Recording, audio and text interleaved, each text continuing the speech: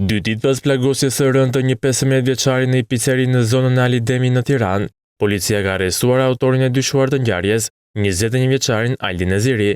Arrestimin e Nezirit u bë si rezultat i kontrolleve të pandërprera dhe inteligjencës policore, ndërkohë që në vijim të hetimeve, shërbimet e komisariatit të policisë numër 1 sekuestruan armën e krimit. Ai u gjet në rrugën e Rizat Çoka, në zonën e Laprakës, dhe rezulton të jetë një armë atipike e përshtatur për të qelluar me municion të rrezikshëm. Ngjarja ndodhi më 1 qershor në ambientet e një picerie ku i mituri punonte si kamarier. Fatmirësisht adoleshenti plagosur ndodhet jashtë rrezikut për jetën.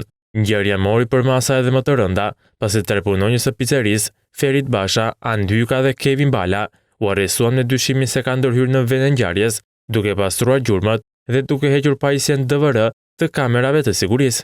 Ndërkohë, në kërkim vazhdon të jetë administratori i lokalit, Leonardo Mejdani, i akuzuar për moskallëzim krimi dhe pengim të së vërtetës.